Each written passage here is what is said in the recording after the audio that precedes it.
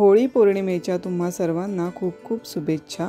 तर आज आपण बनवणार आहोत अगदी झटक्यात होणारी आणि साधी सोपी पुरणपोळी। मी ज्योती तुमचं स्वागत करते माझ्या कुकिंग चॅनलमध्ये। तर मी इथे चणा डाळ घेतलेली आहे 1 कप, ती छान धुवून घेतलेली आहे, स्वच्छ धुवून घेतलेली आहे। त्याला मी 1 चमचा तेल घातलेलं आहे आणि ते बाजूला ठेवून द्यायचं आहे। आता आपल्याला एका पातेल्यामध्ये मी पाणी घेतलेलं आहे, तर ते पाणी उकळायसाठी ठेवूया। त्यात हळद घालूया आणि मीठ घालूया। छान पाण्याला उकळी आली पाहिजे। बघा, छान पाण्याला जेव्हा उकळी आली तेव्हा आपण ती चणा डाळ आहे ती ह्याच्यामध्ये घालणार आहोत।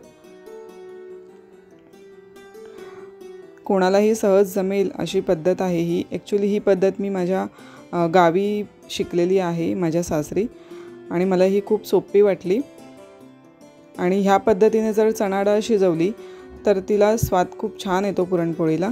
तुम्हाला हवं तर तुम्ही कुकरमध्ये पण घालू शकता। तर मी इथे घेतलेले अर्धा कप गूळ आणि अर्धा कप साखर, आणि सोबत घेतलेलं आहे सुंठ आणि जायफळची पूड आणि वेलची पूड।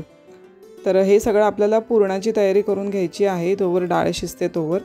आणि आता आपण पीठसुद्धा मळून ठेवणार आहोत। जोवर डाळ शिजते तोवर बाकीच्या तयाऱ्या करून ठेवायच्या। आता इथे मी घेतलेलं आहे 1 ते 1.5 कप मी गव्हाचं पीठ घेतलेलं आहे आणि त्याच्याच अर्धा मी मैदा घेतलेला आहे। तर यात मी थोडंसं मीठ आणि हळद घालणार आहे आणि छान पीठ मळून घेणार आहे। तर पीठ असं मळायचं आहे, जास्त सैल आणि जास्त घट्ट पण नको आहे। पीठ छान असं एकजीव करू नये, एकदम नरम गोळा झाला पाहिजे। त्या नेहमीच्या चपातीपेक्षा थोडासा पातळ खेचला गेला पाहिजे छान पिठाचा गोळा, म्हणजे पुरणपोळी छान लुसलुशीत होते, नरम होते आणि खायला एकदम खुसखुशीत लागते। तर मी व्हिडिओत दाखवल्याप्रमाणे ह्या प्रकारे तुम्ही पीठ मळून घेऊ शकता।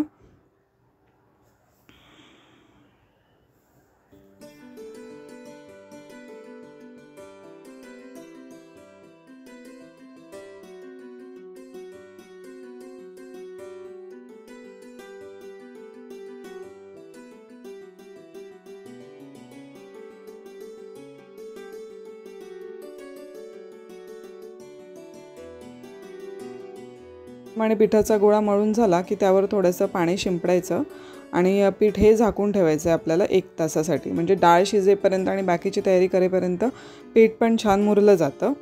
तर ह्याला आपण झाकण ठेवणार आहोत आणि 1 तासासाठी आपण बाजूला ठेवून देणार आहोत। तोवर आपण आहे ना कटाच्या आमटीची तयारी करूया। इथे मी खोबऱ्याचे तुकडे घेतलेले आहेत, कांदा आणि लसूण हे छान मी भाजून घेणार आहे आणि छान मिक्सरला वाटून घेणार आहे।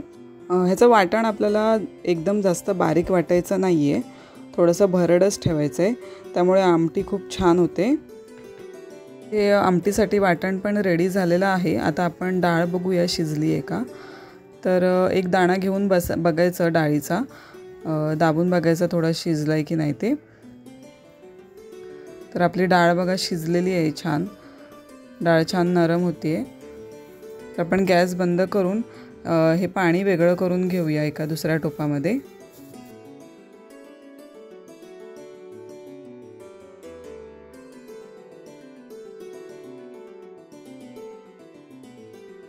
तुम्ही डायरेक्ट ह्याच्यावर चाळणी ठेवून पण पाणी वेगळं करू शकता। मी या पद्धतीने पाणी ह्याच्यातलं वेगळं करते।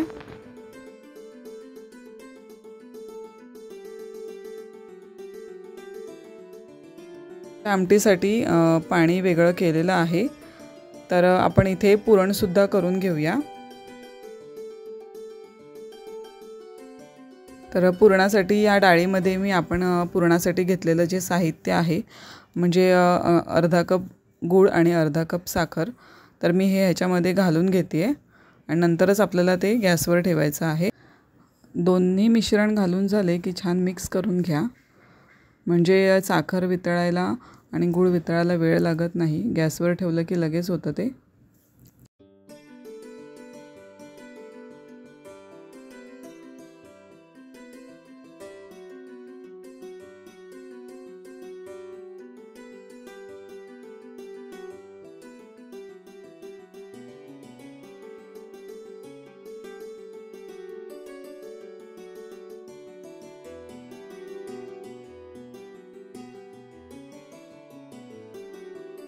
तर गूळ आणि साखर वितळेपर्यंत आपल्याला हे मिश्रण एकजीव करायचं आहे.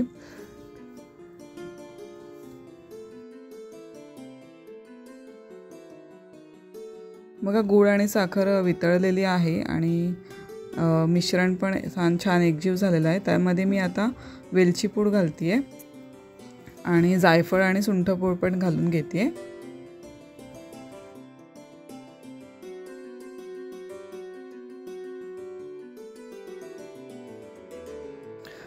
छान मिक्स करून घ्यायचं आणि असं चमचा ठेवून बघायचा. चमचा जर पडत असेल तर अजून मिश्रण शिजायला वेळ आहे आणि जर चमचा असा झाला उभा राहिला छान की आपलं मिश्रण जे आहे ते योग्य पद्धतीने शिजलेलं आहे. तर आता आपण इथे कटाच्या आमटीची तयारी करतो आहे. मी ह्याच्यामध्ये टाकलेलं आहे 2-3 तमालपत्राचे तुकडे, शहाजिरं घातलेलं आहे मी, ते 2 दालचिनीचे छोटे तुकडे घालणार आहे मी,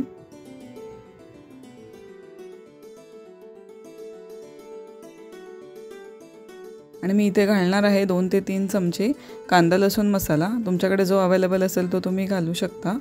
आणि लगेचच मी घालणार आहे वाटण केलेलं आहे ते छान वाटण परतून घेणार आहे मी.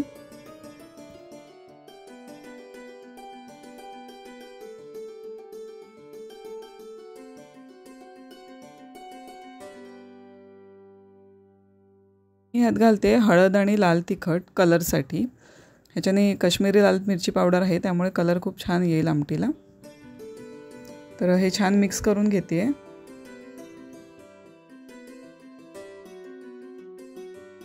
आता मी घातले ह्याच्यामध्ये थोडंसं मीठ पण छान एकजीव करून घ्या.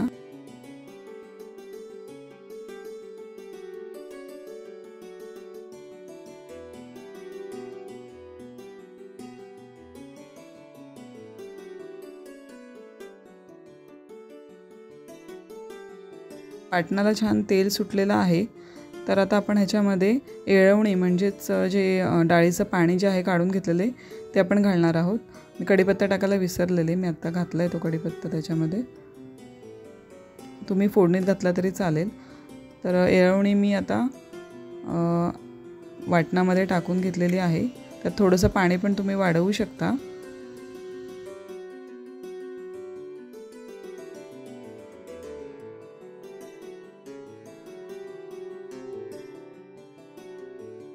छान सगळं मिक्स करून घ्यायचं आहे आणि आमटी उकळे म्हणजे कट तयार होईपर्यंत छान उकळेपर्यंत आपल्याला वेट करायचं आहे.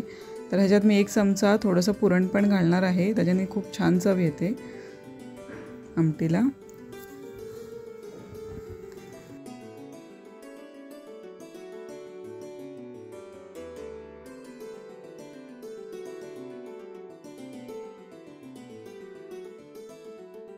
आमटी उकळेपर्यंत आपण पुरण करून घेऊया. तर मी इथे एक पुरणाची चाळण घेतलेली आहे. त्या चाळणीत मी पुरण चाळणार आहे. तुम्ही मिक्सरलाही वाटू शकता. मिक्सरलाही छान पुरण वाटलं जातं.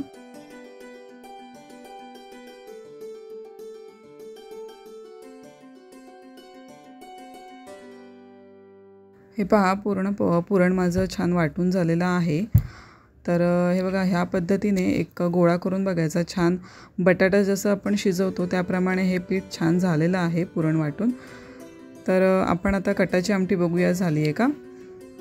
तर कटाच्या आमटीला पण छान उकळी आलेली आहे, छान कट पण आलेला आहे. आता आपण त्याच्यामध्ये गरम मसाला घालणार आहोत आणि थोडंसं चवीपुरतं मीठ मला कमी वाटत होतं म्हणून मी मीठ पण घालते आणि थोडीशी वरून कोथिंबीर घालणार आहोत आपण.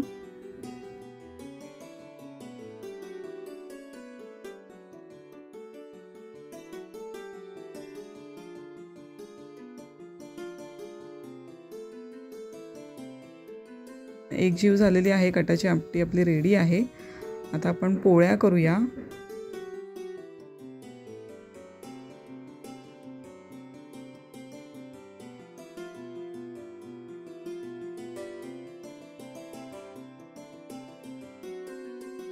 पोळ्यांसाठी जे पीठ आपण भिजवलेलं आहे ते छान पुन्हा एकदा मळून घ्यायचं आहे.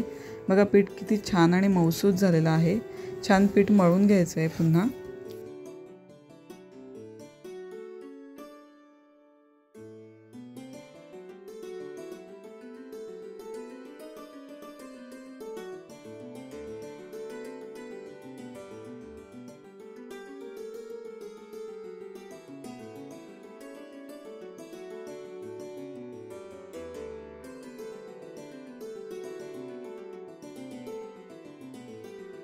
अशा प्रकारे पीठ ताणून जर केलं तर छान पोळी खूप मऊसूद होते।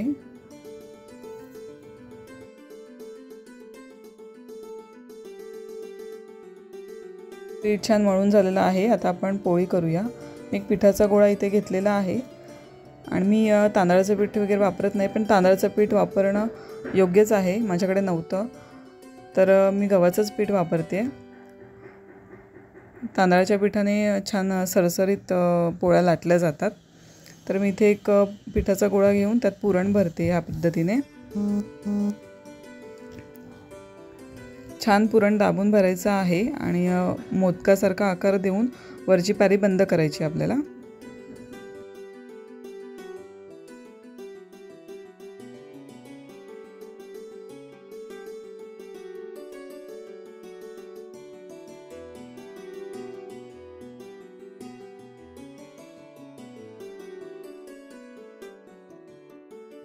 आणि गोळा छान पसरवून घ्यायचा आहे सगळीकडून आणि आता पोळी आपण लाटून घेऊया।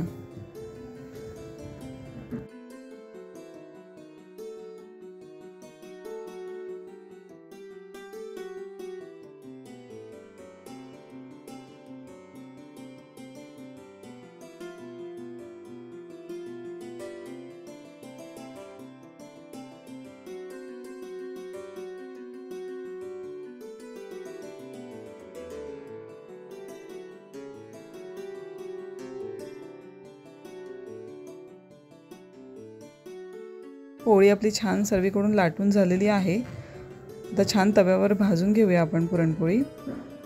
तर मी इथे तवा ठेवलेला आहे, थोडासा तुपाने ग्रीस केलेला आहे मी त्याला आणि मी आता ह्यावर पोळी घालणार आहे। पोळीला छान वरच्या बाजूने बबल्स यायला लागले तेव्हाच पोळी पलटायची आहे।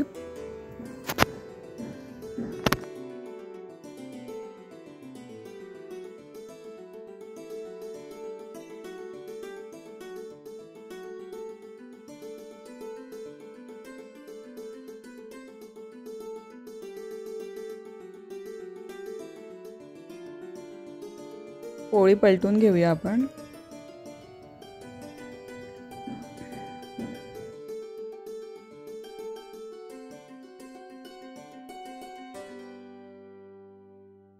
बघू शकता तुम्ही आपली पोळी खूप छान फुगतीये, फुलतीये।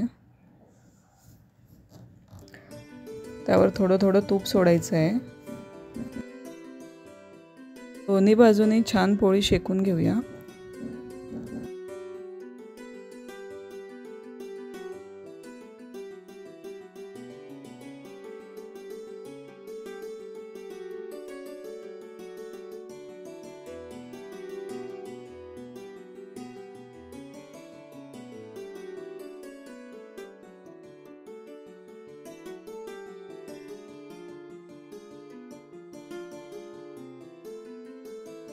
पीठ आणि पुरण ह्या दोघांचं प्रमाण व्यवस्थित झालं की पोळी छान फुगते। त्यामुळे या दोन गोष्टी करताना काळजीपूर्वक कराव्या लागतात पोळी छान फुगण्यासाठी। तर आपली पोळी बघा छान रेडी आहे, खुसखुशीत झाली आहे। प्लेटिंग करून घेऊया। ज्यांना अजिबात पोळ्या येत नाहीत त्यांनी या प्रमाणामध्ये म्हणजे 1 कपाच्या प्रमाणामध्ये तो पोळ्या करून बघू शकता तुम्ही। पोळ्या अगदी सहज जमतील आणि अगदी गावाला करतो तशीच चव येणार आहे।